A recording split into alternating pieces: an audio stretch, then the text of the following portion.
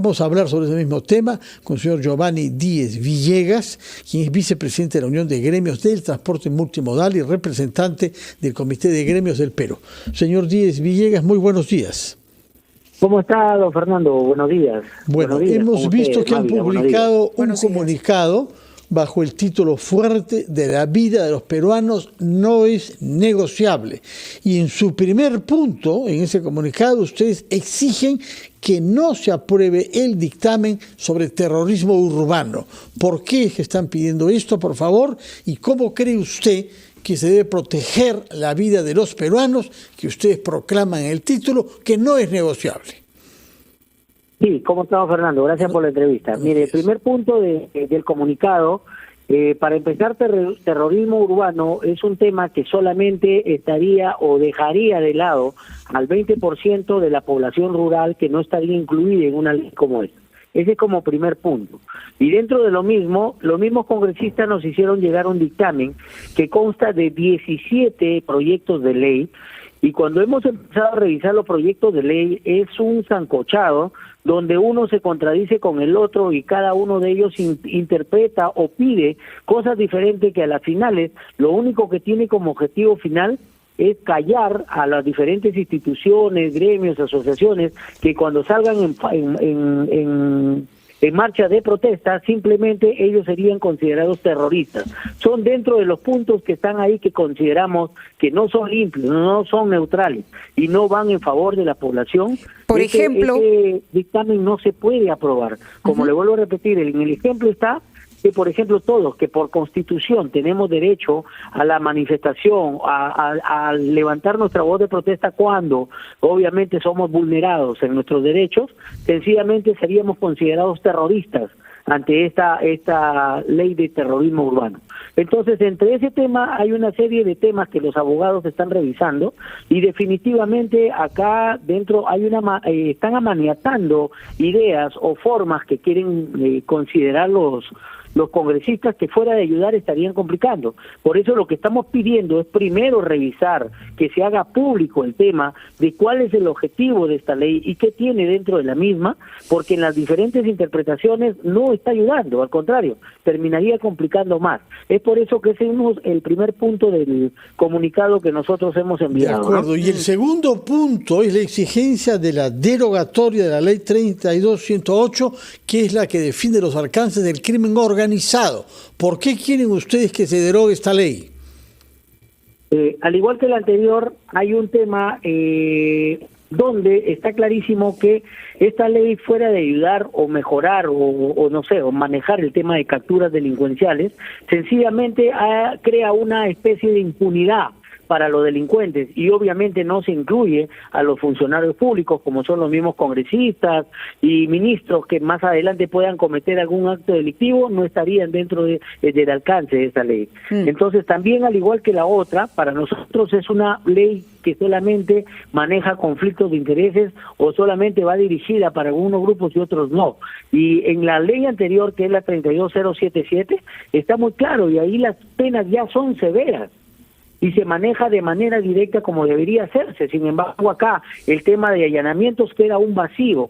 En el caso de allanamientos, donde prácticamente los delincuentes, o sea, le tienes que tocar la puerta, por así decirlo, tocar la puerta para poder decirle si te puedes allanar o no. Pero antes de allanar, esa es la sensación general. Ahora, lo que se ha acordado en Junta de Portavoces es que la norma regrese a la Comisión de Justicia y que haya un texto que incorpore algunos ajustes que sea el que se discuta el día de hoy, el que se va a debatir.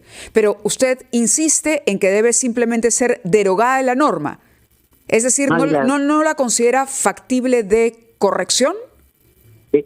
Mávila, es perfectible. Nosotros, como te digo, somos peruanos y en este caso estamos peleando por algo que no nos siga afectando. Los especialistas, y yo sí exhorto a los especialistas a que lo que dictamine el Congreso o la revisión y regrese y todo lo demás, que vea pues abiertamente y que todos los peruanos sepamos qué va a cambiarse, qué se va a modificar.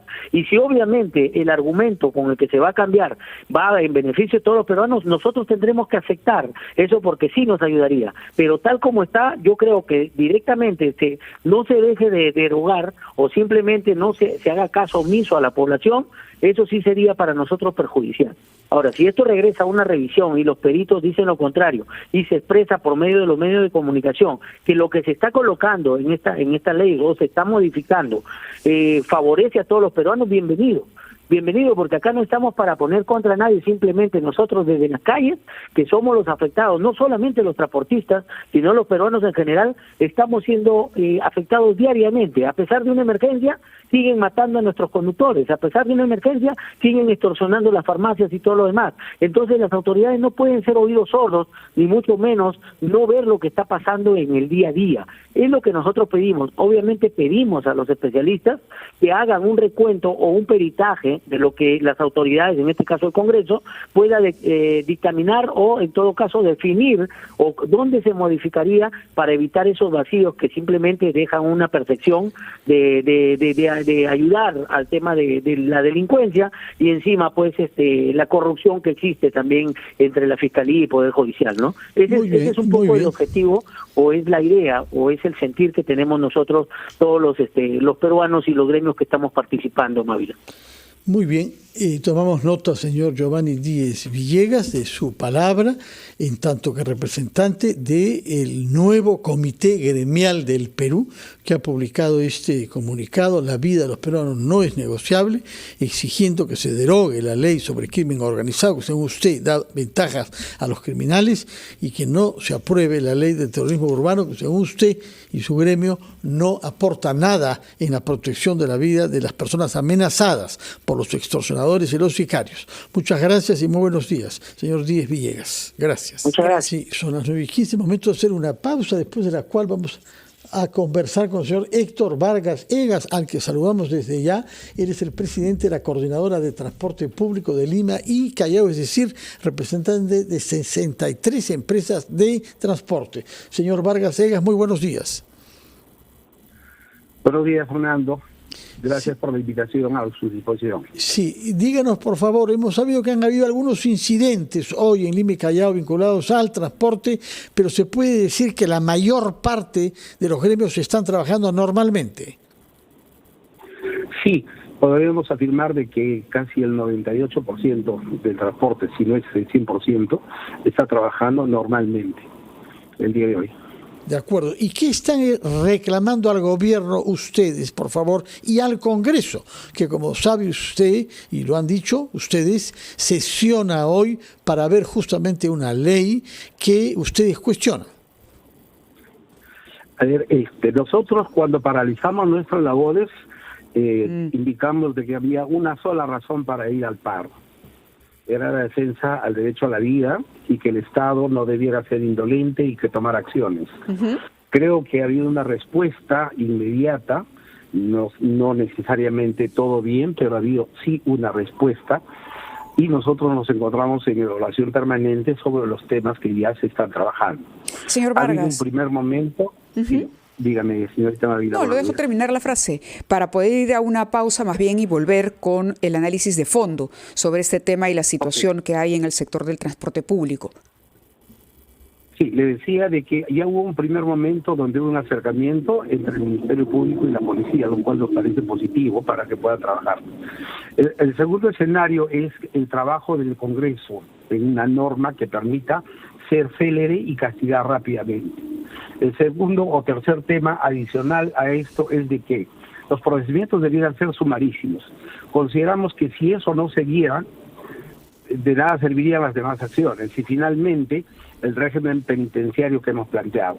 Creo que en estos tres escenarios ya se ha estado moviendo las diferentes instituciones y por ello es que nosotros nos encontramos en una evaluación continua respecto a lo que va a pasar, ¿no? Consideramos de que el nombre que le pongan en el Congreso a esta norma que castigue el sicariato no es lo determinante. Lo importante es la severidad de la pena y el cumplimiento de la misma. Claro, que se ejecute. Permítanos, por favor, ir a la pausa y regresamos para continuar esta conversación. Son las 9:18. Muy bien, son ya las 9:22 de la mañana. Estamos conversando con el señor Héctor Vargas, presidente de la Coordinadora de Transporte Público de Lima y Callao, que agrupa 63 empresas de transporte. Él nos explicaba que, entre otras, su gremio ha pedido que se derogue esta nueva ley contra el crimen organizado. Si esto no ocurre, se irá a un paro nacional, en el contexto en el que el supuesto paro que se había convocado para hoy no se ha ejecutado. Atención con ello, porque hemos reportado hace poco de algunos hechos aislados donde algunos vándalos, ¿no?, le bajaban la llanta a unidades de transporte, haciéndose pasar como pseudo transportistas protestando por la situación de inseguridad. Pero usted nos decía, señor Vargas, que al margen del nombre de la ley, se llame terrorismo urbano o lo que fuera, lo que querían era eficiencia y que finalmente se pueda diseñar una estrategia eficaz y eficiente para atrapar a los delincuentes y ponerlos tras las rejas de manera célere. Sí, eso es lo que hemos afirmado. Nosotros, como le decía, estamos en una evaluación permanente. No es solamente el tema del crimen organizado que se tiene en el Congreso lo que se tiene que derogar. Yo creo que es un conjunto de tareas que incumbe, como le decía, al Ministerio Público, al Poder Judicial, a la policía misma y obviamente al gobierno central, ¿no? Claro, nos ha hablado de procesos sumarísimos, por ejemplo. Esa es otra propuesta. Sí, nosotros, si quisiéramos resumir una plataforma de lucha respecto a este tema puntual, diríamos una norma especial para ver los temas de la extorsión y sicariato, un procedimiento sumarísimo y la ejecución de estas medidas también breve, rápida, pero eficaz, ¿no?, de parte del Estado. Entonces, yo creo que estos son los tres elementos que están en evaluación permanente. Obviamente, adicionalmente a ello, se está viendo la prevención, porque como sabemos, no es un tema que se va a erradicar de la noche a la mañana. No es que de acá a una semana o en 15 días vamos a ver resultados, pero debe haber una labor también de prevención y es donde está en estos momentos entrando a trabajar la labor de la policía, conjuntamente con las medidas que se han tomado, el estado de emergencia, la salida del ejército, que para nosotros sí es un elemento disuasivo que permita que por lo menos tengamos la sensación de que de alguna manera estamos siendo protegidos en momentos como este. Sí, señor Vargas Egas, quería preguntarle, ¿qué pensar en esta circunstancia de quienes trabajan como transportistas de manera informal? Es decir, que no pagan impuestos, que no tienen licencia, cuyos choferes no son asalariados, sino que ganan al destajo. ¿Qué consecuencias tiene eso en el clima general del transporte y en la lucha común contra la criminalidad? Cuando nosotros hicimos el diagnóstico de la informalidad, le hemos señalado claramente a las autoridades de que la zona donde se ha generado estos temas de extorsión han sido casualmente dentro de la informalidad que se ha desarrollado en el transporte. Porque es ahí donde han entrado a trabajar los extorsionadores, sabiendo que esas personas no tenían autorizaciones, licencias para funcionar. Entonces pidieron el apoyo, digamos, entre comillas, apoyo a estos extorsionadores para que los defiendan sobre el trabajo que hacen las autoridades. Los extorsionadores han visto que este es un mecanismo fácil de recaudar y han pasado hacia nosotros a pretendernos cobrar. Este es un punto central dentro de las medidas, porque hemos señalado al gobierno, mientras no se erradique la informalidad, vamos a tener todo este sistema de transporte caótico y donde nos van a confundir unos a otros. Pero sí hemos sido también claros en manifestarles.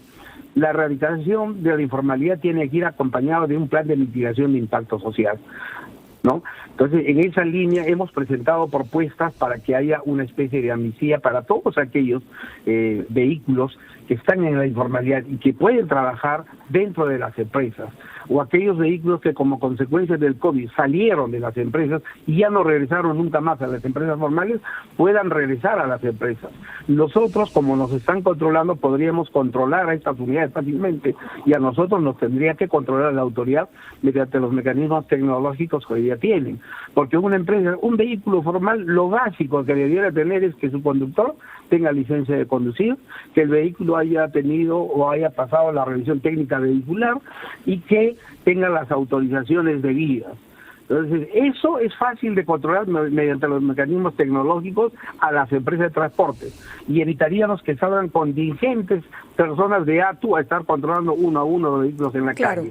Ojalá este pedido, que va a ser temporal, mientras vamos a un proceso de renovación de flota, a un sistema integrado de transportes, la autoridad lo acoja, porque mitigamos el impacto. Y aquellos que no quieren, bueno, una erradicación en forma acompañado del chatarreo obligatorio que también se está pidiendo. Claro. Señor Vargas, le agradecemos muchísimo su presencia en Ampliación de Noticias. Vamos a estar también muy pendientes de lo que ocurra hoy en el Congreso y seguramente volveremos a conversar respecto a las decisiones que se adopten. Muchas gracias.